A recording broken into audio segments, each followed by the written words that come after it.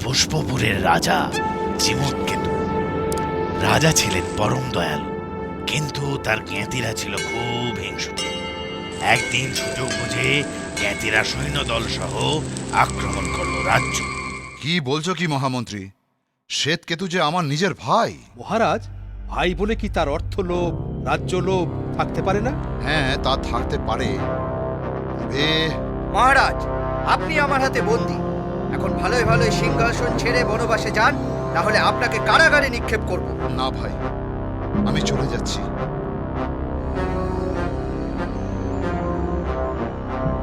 পথ চলতে চলতে ক্লান্ত হয়ে তিনি এক বড় গাছের নিচে বসে বিশ্রাম করছেন। এমন সময়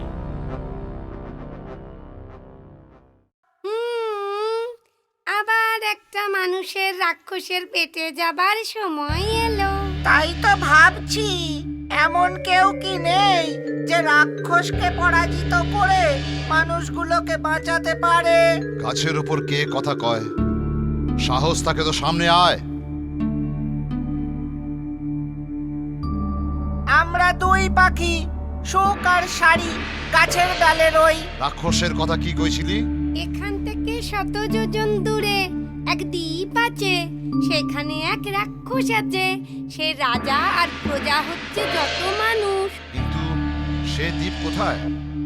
এখান থেকেই বা সেটা কত দূরে?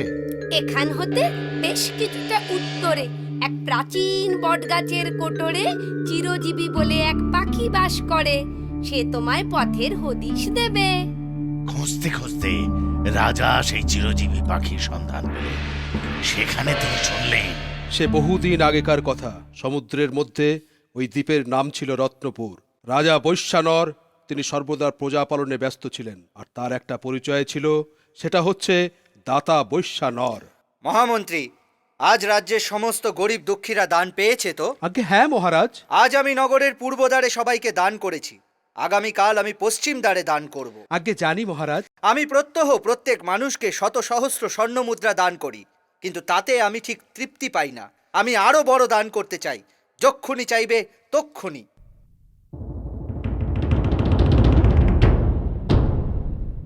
কি ভাবছেন ধর্মরাজ?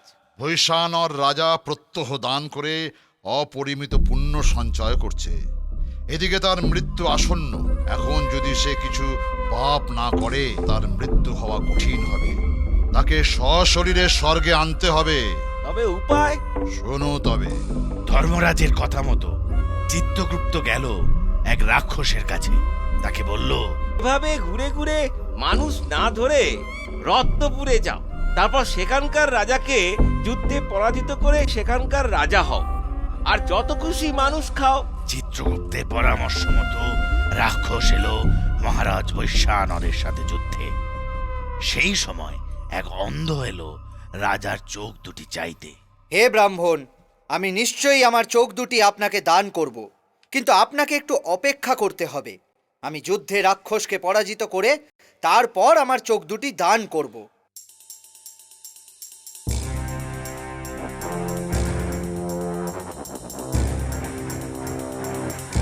তুমি তোমার কথা রাখতে পারোনি, তাই এই মুহূর্তে তোমার মৃত্যু হবে।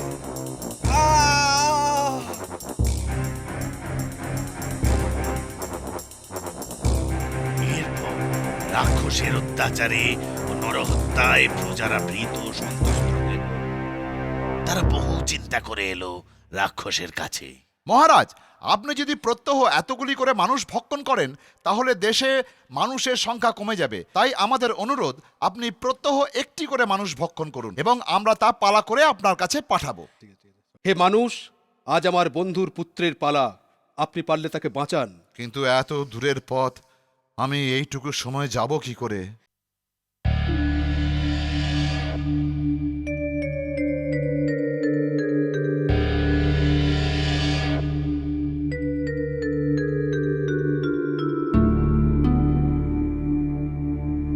এই গরম পায়ে দিয়ে তুমি মুহূর্তে সেখানে যেতে পারবে। ঠিক আছে পাখি।